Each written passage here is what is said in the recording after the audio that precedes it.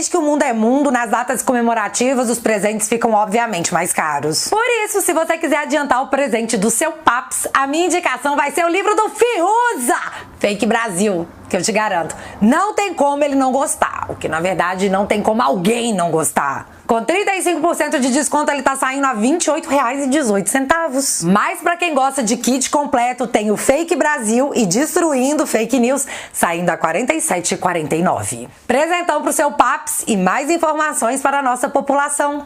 Tenho dito, pra quem se interessou, os links vão estar fixados aqui nos comentários. Então eu vou mostrar pra vocês os acontecimentos da semana em ordem cronológica para que vocês consigam entender o porquê as reações estão cada vez mais elevadas e cada vez mais eles estão menos preocupados se o processo está aparentando de fato ser democrático. Parece que a operação Tudo ou Nada está em execução. E antes de ser acusada de espalhar fake news, fui eu que criei essa teoria baseada nas vozes na minha cabeça. Mas principalmente no que os meus olhos enxergam. Segunda-feira, 28 de junho. Lewandowski anula provas de leniência da Odebrecht contra Lula. E a decisão do ministro do STF vale para a ação que o ex-presidente responde sobre a compra de terreno para a nova sede do Instituto Lula. Nesse processo, Lula é acusado de receber 4 milhões da Odebrecht. E as provas anuladas, só para refrescar sua memória, são e-mails do próprio Marcelo Odebrecht, onde ele diz: o italiano, que é o Palocci, disse que o japonês, que é o Paulo Okamoto, presidente do Instituto Lula, vai lhe procurar para um apoio formal ao Instituto de 4M. 4 milhões. Não sabe se todo este ano ou 2 esse ano e 2 no outro. Vai sair de um saldo que o amigo do meu pai, que é o Lula, ainda tem comigo de 14. E o mais interessante é que o Instituto Lula literalmente passou recibo. E tá aí o recibo que eles fizeram no valor de 4 milhões. Então, Lewandowski diz que nada disso aí tá valendo mais, viu? E é como se simplesmente não existisse. Ou a justiça vai fazer de conta que não viu. Voltando para os assuntos de segunda, enquanto Lewandowski estava livrando a cara do Lula mais uma vez, o relator do voto auditável na Câmara, Felipe Barros, estava contando para todo mundo que nós usamos a primeira geração de urnas. E de novo, apenas nós, Brasil, Butão e Bangladesh, utilizam esse modelo. O resto do mundo evoluiu e nós ficamos para trás. Felipe Barros mostrou que na época que as nossas urnas foram construídas, nós usávamos celular tijolão, máquina de escrever e o povo mais rico já tinha acesso aos moderníssimos disquetes. Pois é, né, menino? Mas há quem diga que evoluir é um retrocesso, porque Bluetooth pra quê quando se pode ter um toca-fita que a gente volta a fita com caneta, né? Enquanto Felipe Barros lutava pela evolução do nosso processo eleitoral, que dará mais transparência ao símbolo da nossa democracia, Alexandre de Moraes estava articulando uma reunião de partidos contra o voto auditável. E essa articulação é para que o voto auditável não passe e essa questão não vá para o STF. Onde eu acho que seria muito problemático ir contra a vontade do Congresso sem causar uma ruptura institucional. Então é melhor articular, né? Articulemos! Agora, o fato interessante, porém gravíssimo. A Folha disse em sua matéria que durante o jantar articulado por Alexandre de Moraes, meu amigo pra vida toda, não esquece disso, seu Xande, ele teria afirmado a Bruna Araújo do PSDB, Baleia Rossi do MDB, Orlando Silva do PCdoB e a Paulinho da Força do Solidariedade que essa bagaça não era pra chegar no Supremo. Porém, olha só que coisa, meu povo. O STF tá há mais de um ano, porque essa matéria é de fevereiro, tentando notificar o Paulinho da Força que foi denunciado por corrupção e lavagem de dinheiro. Paulinho da Força conseguiu ser localizado para estar numa reunião organizada, segundo a Folha, por um ministro do Supremo, mas não consegue achá-lo para fazer a justiça ser cumprida, mesmo com a sua assessoria dizendo que ele tá ocupando o mesmo gabinete há 14 anos.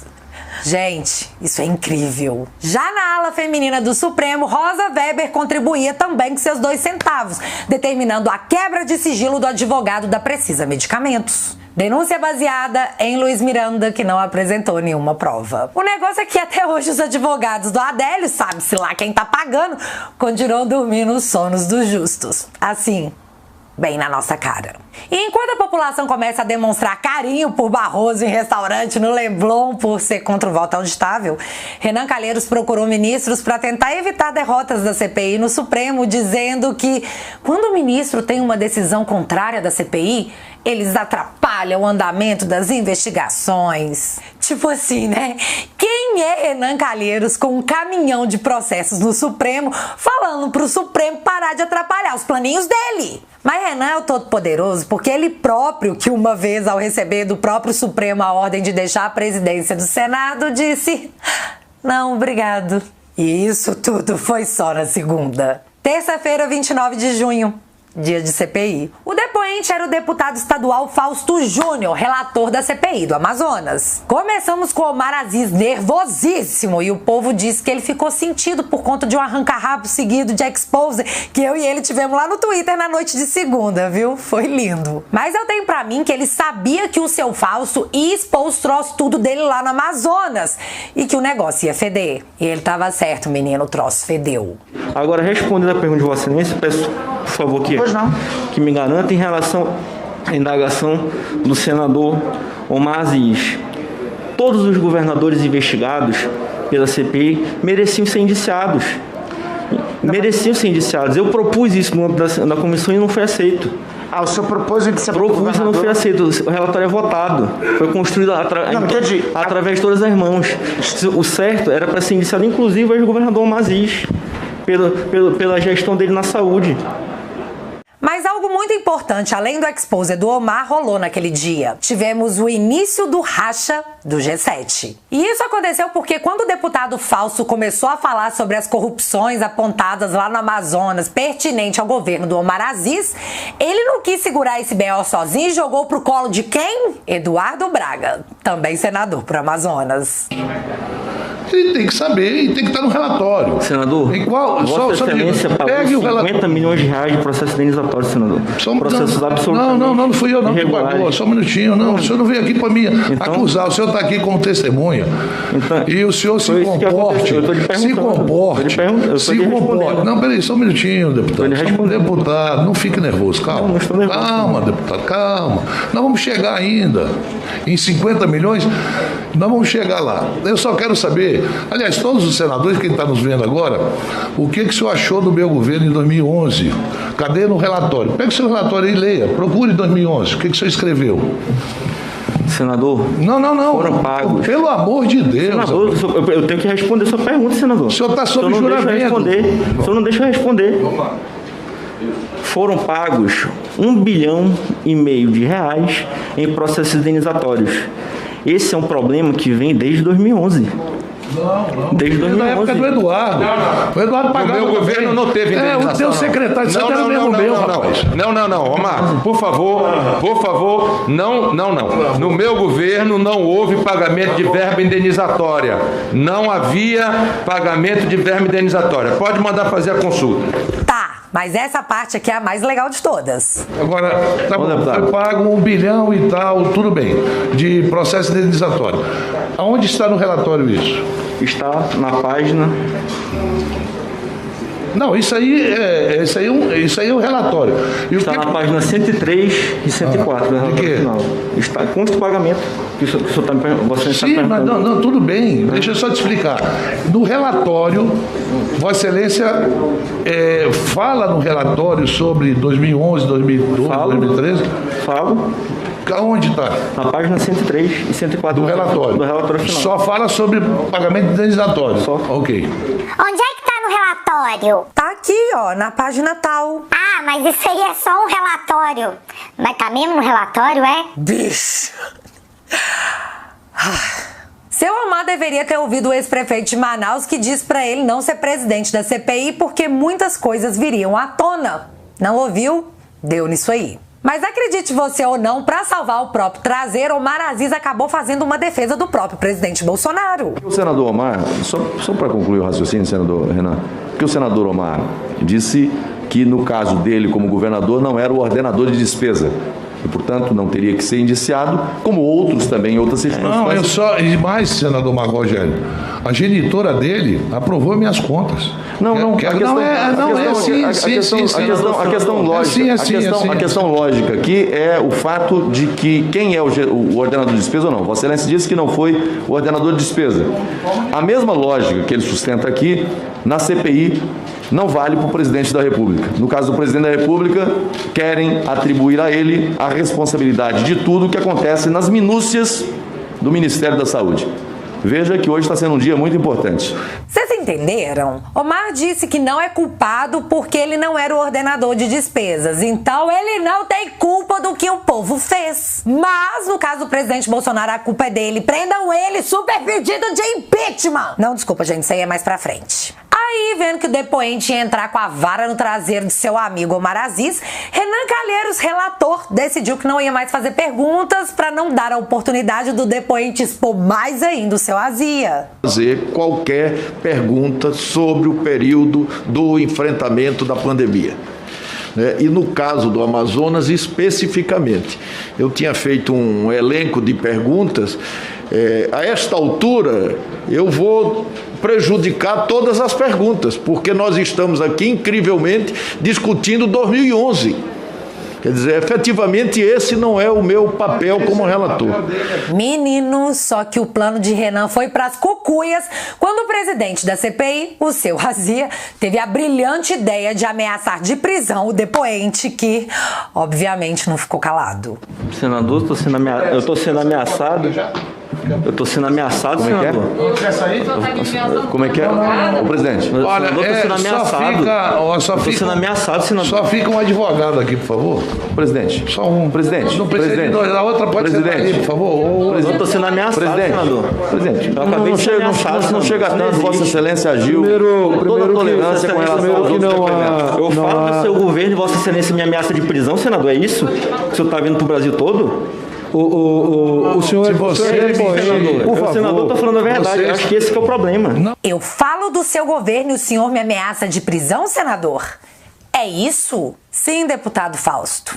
É isso. Mas já era, filho. O estrago já estava feito. Depois disso tudo, Omar não conseguiu mais manter a calma e muito menos fazer suas piadinhas. Porque, né? Ele é um piadista, seu Omar. Ninguém nega. Em todo momento que podia daquela sessão, o Omar usava para tentar se defender porque ele sabia que a gente estava vendo. E que o povo do Amazonas também estava. E lembrando que nas eleições de 2018 ele teve apenas 8% dos votos. Quanto mais ele mexia, mais fedia. Eu vou provar na CPI para acabar com a brincadeira de fazer de conta que faz uma CPI e não indicia o governador. Senador, quem é o senhor para falar de Dona? Eu sou senador e Vossa Excelência é testemunha aqui. Você é acusado de receber 500 Presidente, por uma questão de ordem. Preciso que o depoente o senador. E nesse vídeo que eu acabei de passar, ele se mostra hiper indignado porque o deputado falso não indiciou o governador Wilson Lima lá do Amazonas. Então, eu não entendi o chilique do Omar porque... Então, faz com que o relator não indicia o governador. Senador. É isso que eu estou lhe afirmando. Senador, Vossa Excelência é aliado do governador, quer me acusar disso, Você senador? só me coloca aí uma coisa. Veja só, senador Eduardo Braga. Vossa Excelência me calunia. Peraí, eu não estou lhe caluniando, eu estou lhe investigando. Só um minutinho. Gagueja mais que tá pouco, seu Omar. Não foi apenas o deputado falso que contou pra todo mundo que você era aliado do Wilson Lima, porque a dona Natuza Neri já havia dito. E mais, ela disse que após ser convocado pela CPI, a sua CPI, ele foi lá na sua casa tomar um suco de maracujá. Tá, o suco de maracujá foi coisa minha, porque quem não gosta de suco de maracujá? E se você até hoje não entendeu exatamente o que aconteceu no Amazonas com o escândalo dos respiradores comprados em loja de vinho, meu filho, é agora que você vai entender. Prepara sua bilis. Eu vou lhe explicar de forma resumida como funcionou essa questão. Foi um processo indenizatório, também não foi licitação. Meu Deus do céu. As compras dos respiradores foi feita através de uma empresa que foi totalmente direcionada, que foi a empresa Sonoar, que detinha já esses respiradores. Essa empresa, ela pertencia ao esposo da então secretária de comunicação. Para que não houvesse, para de uma forma de blindar essa empresa, a Sonoar vendeu para a loja de vinhos, que é a empresa FJAP, e o Estado fez um processo indenizatório para comprar da FJAP. Para o senhor ter uma ideia, nós identificamos na nota fiscal que esses 28 respiradores foram comprados por cerca de R$1 milhão. A Sonoar vendeu para a loja de vinhos por R$2,5 milhões e a loja de vinhos vendeu para o Estado por R$3 milhões. Meu Deus do céu, presidente. Sendo que essa compra, a FJAP comprou da Sonoar 3 horas da tarde e vendeu para o governo do Estado às 17 horas. Aproximadamente. Mas olha, pouco mais de 2 horas depois. Olha, presidente. Quem entregou os respiradores para o Estado foi a Sonoar, não foi nem a FJAP. Olha, Brasil, o que nós estamos vendo aqui. E enquanto a gente estava se distraindo com a exposé do Omar lá na CPI, seu Fernando Henrique Ceboso atacava o voto auditável dizendo... Aspas. O sistema eleitoral, depois que o voto passou a ser sem papel manuscrito, funcionou bem. Para que mudá-lo? Por bons motivos não parece ser. Fecha aspas. Seu Ceboso, 2 pontos para te desmoralizar, tá? O primeiro é que o senhor ou finge demência, porque não tem nada de papel manuscrito no voto auditável, ou então o senhor tá agindo de má fé nessa falsa informação. Segundo, se o senhor realmente acha que o voto dessa urna é tão seguro, por que em 2002 o senhor sancionou uma lei que obrigava o voto impresso nas eleições? Se a urna é tão segura, por que o PSDB em 2014 pediu a apuração dos votos por acreditar que o resultado das eleições estavam errados? E mais, foi o próprio PSDB que disse que não é possível fazer a auditoria e pediu o voto impresso para as próximas eleições. 2014, seu Ceboso. 2014. O que será que fez o senhor mudar de ideia? Será que foi o Bolsonaro ter sido eleito e vocês estarem se borrando de medo de uma reeleição? Euzinha aqui acho que sim. Foi também na noite de terça-feira que a Folha soltou a bomba com cara de peidinho sobre a Davat e a corrupção no governo Bolsonaro. Mas isso a gente só vai aprofundar no dia seguinte. Quarta-feira, 30 de junho. Antes de eu entrar numa forma profunda no assunto da Folha, eu não sei se vocês lembram que a dona Carmen Bruxa tinha dado 5 dias para que as onças explicassem o porquê colocaram em sigilo o processo do Pazuello. Passados 5 dias, as onças responderam: porque não é da sua conta, em minha livre adaptação. Eles disseram que isso é assunto deles e que o sigilo de 100 anos está previsto na Constituição. Então, dona Carmen, não fica triste não. Em 99 anos, a senhora, o PT, o PCdoB, o PSOL e o PDT, que foram os partidos que fizeram a senhora pagar esse mico, terão acesso ao processo, tá ok? Só ter paciência. E ainda antes de falar do peidinho que a Folha soltou, o antagonista Via Cruzoé resolveu entrar na briga e deu aquela marca de freada na cueca, soltando a seguinte matéria. Exclusivo. Luiz Miranda relata que, em reunião com o líder do governo e lobista, recebeu oferta de propina para não atrapalhar negócio da Covaxin. Só que o que começa errado não tem como dar certo. E foi ali que Luiz Miranda, o próprio, respondeu ao post da matéria da Cruzoé dizendo, abre aspas, a revista Cruzoé é responsável por suas matérias e certamente arcará com o que escreve. Não quero ser usado para criar narrativas e volto a afirmar que todas as minhas conversas com Ricardo Barros foram republicanas e não vou me pronunciar sobre fatos que não posso provar. Fecha aspas. Depois de ter desmentido a Cruzoé e a gente ter printado, o Luiz Miranda foi lá e apagou o post. Porém, ele faria um novo vídeo detalhando tudo mais tarde, para novamente se contradizer em seguida. Eu sei que é confuso, mas calma que a gente já chega lá. Então, beleza, vamos falar da matéria da Folha. E você tem que prestar muita atenção em tudo que eu vou falar aqui, porque o que rolou na quarta é mega importante para você entender. Para você entender o que aconteceu na sessão de quinta lá na CPI. Exclusivo. Governo Bolsonaro pediu propina de $1 por dose, diz vendedor de picadinha. Representante da empresa Davat afirmou a repórter Constança Rezende que proposta partiu de Roberto Dias, diretor de logística do Ministério da Saúde.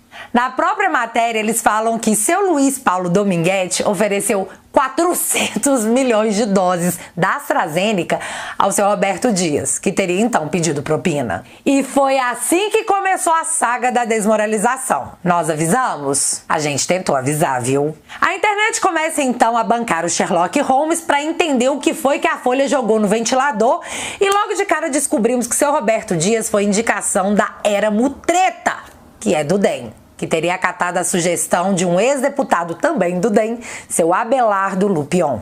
Depois eu vou passar para o Roberto para ele explicar com detalhes como é que está sendo a operação abastecimento e a operação de produção de equipamentos dentro da indústria nacional, já que esse foi um trabalho que o Roberto desempenhou com muita maestria.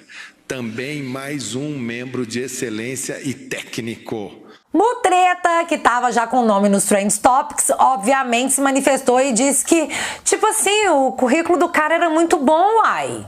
Em resumo, contratei porque ele era competente. Se ele fez maracutaia, aí eu já Tem culpa nenhuma, hein? Fazer o quê? Enquanto a mídia especulava e extraía o máximo que podia daquela narrativa que eles sabiam que iria cair, nós levantamos todas as informações necessárias para que a sociedade num todo pudesse se dar conta que as testemunhas a serem ouvidas na CPI poderiam não ser testemunhas, e sim pessoas que aplicam golpes em vários lugares do mundo. Primeiro, nós levantamos que a diretoria da AstraZeneca afirmou por e-mail não existir intermediário em nenhum lugar do mundo. E disse mais: se alguém oferece picadinhas particulares, é provável que seja falsificado. Portanto, deve ser recusado e relatado às autoridades da saúde local. Depois, o próprio G1 colocou lá no finzinho da matéria que especulava possível corrupção no governo Bolsonaro o seguinte: a TV Globo, a Davat, com sede nos Estados Unidos, informou ter sido procurada por um de seus representantes no Brasil para que ajudasse a encontrar picadinhas contra o flango frito. Ainda em nota, a empresa afirmou que providenciou uma proposta ao governo federal a fim de assegurar picadinhas, mas que nunca foi formalmente respondida. Portanto, a apresentação entre governo e vendedor nunca foi feita e a discussão nunca avançou para um contrato, acrescentou. Gente, está lá na matéria do G1. Não houve nenhuma resposta do governo, não houve nenhum contrato. Mas isso era suficiente para parar a narrativa? Jamais. Narrativa é tudo que eles têm. Especulem aí, queimem o governo, depois a gente vê o que dá. Mostramos também que já rolavam investigações da mídia brasileira sobre a empresa Davat, onde ela era apontada como uma possível empresa que estaria atrás apenas de documentos com intenções de compra. Porque com esse tipo de documento, você pode conseguir dar golpes por aí, dando como prova da sua capacidade financeira documentos que mostram que você está no meio de um negócio milionário. Sei lá, mas foi exatamente essa a conclusão que o repórter chegou ao investigar a empresa. Galera, isso já era de conhecimento público, mas mesmo assim, naquele dia, na CPI... E da mesma forma, a notícia que envolve um possível pedido de propina referente ao contrato da Davat. Alessandro. Só que mais, Alessandro Vieira também disse que precisavam ouvir o Luiz Miranda sobre ele ter dito ter recebido oferta de propina. Eu me refiro aos requerimentos que tocam na questão das duas denúncias graves que surgiram ontem. Denúncias que envolvem a necessidade de uma nova oitiva do deputado federal Luiz Miranda, uma vez que ele refere, em matérias publicadas ontem e hoje, ter recebido uma proposta de propina para ficar calado após a denúncia que fez do imbróglio que envolve Precisa e Covaxin. Não há porquê, e imagino que nenhum senador vai se colocar contra a votação desse tipo de requerimento. Gente, o negócio é que, enquanto isso tudo acontecia, o Luiz Miranda foi pra internet e soltou esse vídeo. Bomba! Agora eu vou apresentar para vocês a maior bomba de todo esse escândalo. Sabe qual é a maior bomba? É não ter uma bomba. E aí... fica todo mundo louco atrás de uma notícia nova. Agora eu sou convocado na CPI para explicar algo que a imprensa está falando. Não sou eu que estou falando. Não saiu da minha boca. É a imprensa que está falando. Ou talvez algo que foi dúbio. Que nem eu tenho certeza se a intenção realmente foi aquela. Apesar de ter todos os elementos. Para acusar alguém, precisa ter muito cuidado. Eu, por exemplo, em nenhum momento, tive uma conversa não republicana com o líder do governo, Ricardo Barros. Nunca, zero possibilidade. Mas alguns da imprensa e até alguns colegas parlamentares disseram que o Ricardo Barros, em um jantar, fez uma oferta para mim, não republicana. Esse cuidado é importante porque o que acontece? Em nenhum momento eu ataquei o governo.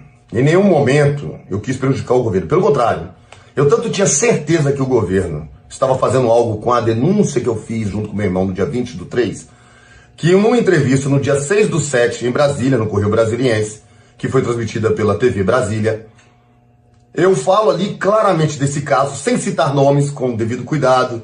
Falo que era um grupo empresarial que comprou medicamentos e não entregou e que quase vendeu vacinas pra gente. Se não fosse o presidente para que eu denunciei, ter acionado a Polícia Federal e ter travado, teriam vendido. Por que eu dou essa afirmação? Porque até então eu não vi mais o contrato andando. E eu não consegui informações precisas e não foi falta de tentar falar com o presidente e com o ministro da Saúde. Essa é a verdade. É só olhar minha fala. Cara, é muita vergonha alheia essa CPI. Mas calma que isso tudo fica muito pior, porque no fundo do poço tinha um alçapão, e esse alçapão seria aberto na quinta-feira. Mas apesar de ser o Carlos Wizard ter ficado calado e tipo, não vou responder sua pergunta, seu senador, a gente ainda assim conseguiu extrair algo muito positivo daquela sessão. Mais uma vez ficou mais claro que o G7 já era. Senador, calma. Por favor, senador. Calma. Vossa Excelência já foi vítima em CPI aqui neste Senado. Não fique querendo. Eu nunca fui vítima de nenhuma CPI. Vossa Excelência ontem disse que não tinha nunca pago no seu governo. Eu não paguei em verba indenizatória. Não paguei. Levantei, paguei de pessoal. 398 milhões. De pessoal. Vossa Excelência quer trazer para esta comissão a disputa de 2022 no estado do Amazonas. Não faça isso, senador. Presidente. Eduardo Braga estava pulando fora porque 2022 é logo ali, meu amigo. Pois é, gente, que sorte do Amazonas tendo esses dois cavalheiros na disputa para governar o estado. Quanta sorte. Mas antes da gente pular para o próximo dia, vamos ver a vergonha que o MBL passou, facilitando muito as nossas vidas, que estamos aqui todos os dias contando para vocês que terceira via é a esquerda de banho tomado. Todo mundo aqui lembra do Kim Catacoquinho chamando a gente de bolso petista, certo? Pois é, meninos, só que foi o próprio Kim que subiu num palanque com Gleisi Hoffmann para anunciar o super pedido de biscoito. Não, pera, é super pedido de impeachment contra o presidente Bolsonaro. Para isso, Kim não só pousou ao lado da Miss Pig, que tá jurando de pé junto que vai ser senadora. Ô, gente, agora falando sério, alguém dá um abraço nessa senhora? Sério? Por compaixão? Kim também pousou ao lado da deputada do PSOL e de ninguém mais, ninguém menos que o deputado do PT, cujo assessor foi pego com dinheiro na cueca, o nosso Capitão Cueca. Temos imagens? Temos imagens. Mas o bolso petista é você quem mudou, foi você e você tem que confiar.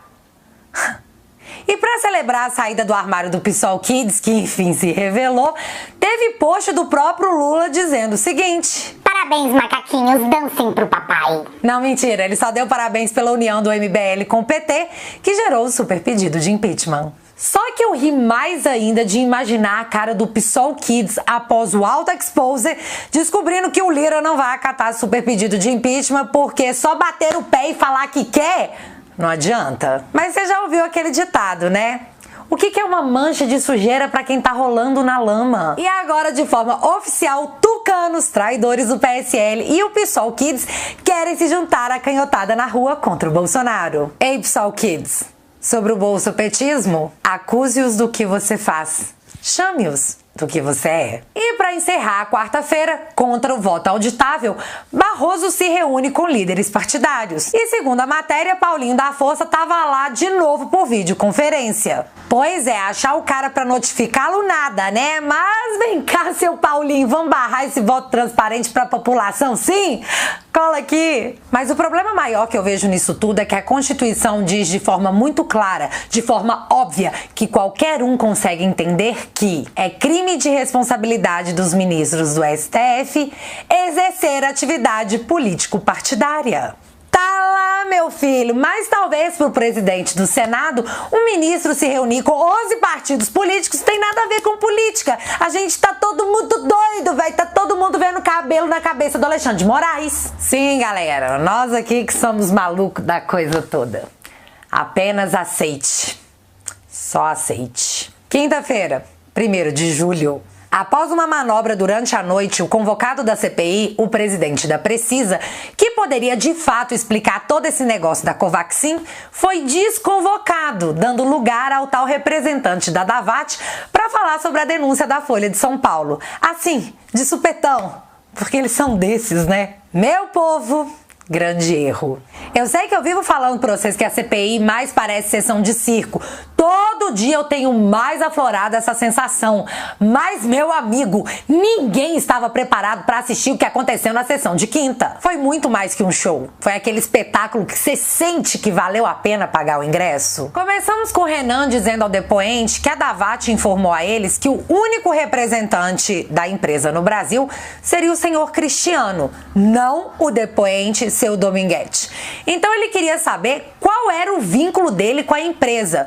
E o cara respondeu que ele era representante do Cristiano, ou seja, ele era representante do representante, para negociar 400 milhões de doses. Bizarro, bizarro. Mas fica mais estranho ainda. Senhor Luiz Paulo, porque com certeza Vossa Senhoria aqui vai saber que os apoiadores do governo e o próprio governo vão tentar desmoralizar Vossa Excelência, Vossa Senhoria, para que assim tenha um argumento para justificar tudo que aconteceu.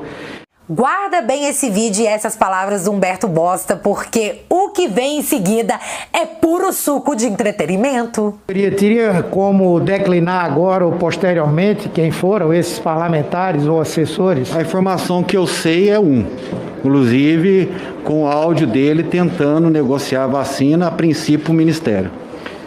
Pode declinar o nome dele? Depois aqui que fez acusações contra o presidente da República. No caso... Sim, senhor, excelência. O Luiz Miranda procurou o senhor? Procurou a Davat, se eu não me engano, o Cristiano, inclusive tentando negociar a aquisição de compra de vacinas. Gente, vocês não têm noção. Após esse episódio, o caos foi implantado na CPI. E pá! O cara foi lá e colocou o áudio. E eu não vou repetir aqui porque eu acho que todo mundo já cansou de ouvir, né? Vamos pro pós. Antes, deixa eu só contextualizar o que disse seu Dominguete sobre esse áudio. O tal Cristiano teria mandado a ele um print de uma publicação do Luiz Miranda falando sobre a aquisição de picadinhas. Mandou o áudio em seguida, dando a entender que o Luiz Miranda estaria falando de picadinhas. E ainda comentou que o cara tava lá falando mal de compra de picadinha e ele mesmo tava fazendo o negócio. Esse é o contexto. Só que, povo, o Luiz Miranda tem muita sorte nessa vida porque ele tem os dois melhores advogados que ele nunca sonhou ter, seu Omar Azia e seu Renan Calheiros. Os caras foram com tudo pra cima do depoente, o seu Omar dizendo que esse áudio seria retirado porque não valia de nada. Já o Renan tava dizendo que não tinha como saber se ele tava mesmo falando de picadinha. Gente, o negócio foi uma defesa tão apaixonada que o Omar Azia soltou essa pérola. Lá na nossa região, chapéu de otário é marreta. Só que aí o impensável aconteceu. Luiz Miranda invadiu a sessão e se dirigiu à mesa para cochichar algo no ouvido do Omar Azia e em seguida no ouvido do Renan Calheiros. Galera, quando é que ficou autorizado o investigado invadir a sessão e ir falar no ouvido do presidente e do relator da CPI, assim, na cara de todo mundo? E o mais legal é que enquanto o Luiz conversava com seu Omar, Renan Calheiros atacava a Polícia Federal e até o próprio Supremo. Indevidamente, levianamente, como aconteceu aqui, não é crível. É o novo advogado, o deputado Luiz Miranda. Novo advogado. Não estou acusando a Polícia Federal. Acusou, Renan. Eu estou falando que a Polícia Federal, que é uma instituição respeitável, foi usada. Isso, presidente. Foi usada. Levantou. Tentaram usar o Supremo na semana passada. Levantou e usaram o tom. ontem o Supremo Levantou o Tribunal tom. Federal. Quando viu aqui, protegidos dessa relatoria sendo acusados. Presidente, que é isso? A Precisa não estava Nós sendo estamos investigado. tendo quantos depoentes? O senhor Maximiano não estava Que sendo é investigado. isso? Que é isso? Que é isso? Vamos prender, solicitar. Senhor presidente, nós temos o investigado quantos depoentes? conversando com o relator, presidente. Que é isso? Que é isso? Que é isso? Ele não Que pode isso, estar presidente? presente na sessão. O que é isso? Cadê? Tudo marcado, Ele tudo não está combinado. mais na sala, deputados. Acabou agora, de sair da agora sala não é das constrangimento comissões. não, né? Pelo amor de Deus. Mas vem cá, vocês lembram que um certo bosta falou que era pro depoente se preparar porque a base do governo ia tentar difamá-lo? Então, meu filho, o mundo não gira. Ele capota. Senhor presidente, com todo respeito, essa testemunha foi plantada aqui. Ela foi plantada. Ela está em estado flagrancial do artigo 342. Com base em que o senhor fala isso? Tem que dar voz de prisão a esse depoente. Com base em que o senhor fala isso? Vamos aqui à luz dos fatos. Quem Quem jogou holofote na testemunha foi a Folha de São Paulo. Quem a convocou foi o senador Alessandro Vieira. Como seria possível aquela testemunha ter sido plantada? A não ser que o conta-rato estivesse insinuando que a Folha e o Alessandro são, na verdade, bolsonaristas, o que de fato agride muito a minha inteligência. Os caras sentiram, fiote, sentiram muito. Mas vamos às conclusões dos senadores sobre o que realmente aconteceu naquela sessão. O lado é com relação essa Davat e as suas representações legais. Veja, eu venho da iniciativa privada e é muito, mas muito complicado compreender essa relação tão frágil que o depoente apresenta entre ele, esse Carlos Alberto. Não há relação contratual, não há contrato, não há delegação nenhuma dessa Davat. E esta Davat tentou aplicar no Canadá golpe similar. Portanto, nós precisamos requerer do FDA americano o cadastro com relação a esta farmacêutica. E o que a gente está percebendo em todo o Brasil, eu estou vendo agora aqui uma denúncia no consórcio Paraná, que nesse mesmo estilo, 398 municípios também devem ter sido enganados com essa política de pedir aos prefeitos um documento que compraria vacina, inclusive com a da Davat. A Davat, pelo que eu estou vendo aqui, ela aplicou golpe em todo o Brasil. Mas tivemos também Tasso Gereissati falando o que nós aqui da internet passamos toda quarta-feira, dizendo... Então, todo esse conjunto me faz crer que alguém estava tentando dar um golpe. Para mim isso é claro. Não sei se era o seu Dominguete, se era a Davat, se era o seu Cristiano, não dá para saber, mas está cada vez mais claro que isso tudo não existe, isso é um golpe. É cilada, Bino! Então, seu Tasso, nós avisamos. Mas voltemos aqui à denúncia da Folha, governo Bolsonaro, corrupção, blá blá blá. Agora veja o que diz o depoente. Com o governo. Excelência, não tive contato com ninguém do governo. Pois é. E agora eu vou contar pra vocês o que foi que eu entendi disso tudo. A Davat era uma empresa que estava vendendo o que não tinha, atrás de promessas de compra para ter algum poder de barganha, sabe-se lá onde. O Cristiano, representante da empresa no Brasil, tá ligado em todo esse paranauê, e o pobre coitado do seu Dominguete, que tá lá todo enrolado em dívida, achou que era um negócio verdadeiro e que salvaria sua vida financeira. O cara é um PM. Pensa num perfil bom demais para servir de laranja. E eu tô afirmando isso? Não tô nada, isso aí foi só o que eu entendi. Olha a situação que a Folha meteu a CPI. Mas calma, meu povo, Cristiano foi convocado para prestar esclarecimentos para tentar salvar a reputação da CPI do hospício. E até lá, aguardemos as cenas dos próximos capítulos. Que fique a lição à própria CPI.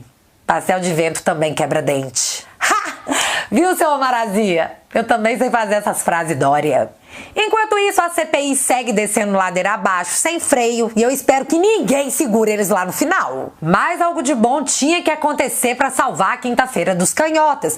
E foi aí que me aparece o ministro Xande dizendo: eu vou arquivar o inquérito dos atos antidemocráticos do qual a gente não conseguiu achar nada. Beleza, se assosseguem. Mas eu vou abrir outro igualzinho, tá? Ha! Valendo! Assim, gente, foi exatamente isso que aconteceu. O crime? Subir uma tag contra o Nhonho e falar lá no Terça Livre pro povo subir também uma tag contra o Nhonho. Tipo, é sério, tá lá no processo. Ah, não, teve um outro crime também, que foi o deputado André Fernandes, que falou pro Alan que se tivesse manifestação ou qualquer outra coisa pra fazer, ele tava topando. Aí o Alan falou, cola aqui em casa. Sério, foi isso. E você sabe o que é o pior de tudo? É que os crimes que eles apontam são isso mesmo. É isso mesmo.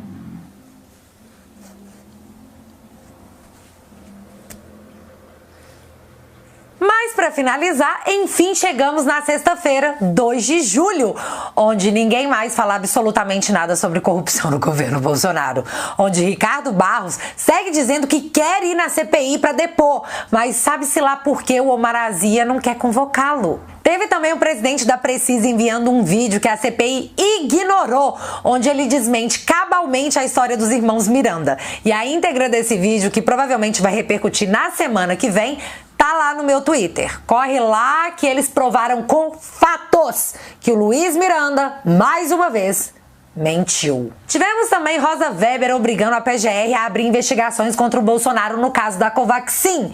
De novo, sem ouvir o Ricardo Barros e sem ouvir o presidente da Precisa. Você entende? Ela falou assim: e aí, PGR, vamos investigar isso aí ou não? Aí a PGR respondeu: então, dona Rosa, nós temos que esperar a CPI terminar de ouvir todo mundo pra gente poder ver o que aconteceu. Aí a dona Rosa respondeu: tá, meu filho, não ligo, manda abrir essa bagaça porque quem manda em tudo sou eu. Em livre adaptação. Vocês entenderam? O STF obrigou a PGR a investigar o presidente num processo que nem ouviu as testemunhas. Mas que bom que nós temos um Estado democrático de direito, né?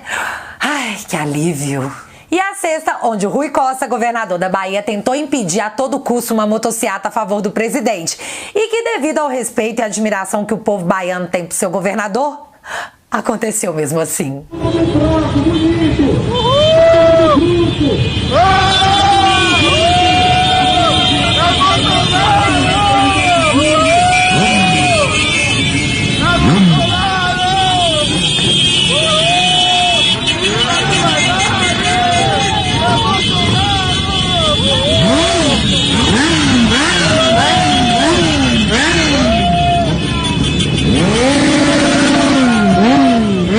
Galera, presta atenção.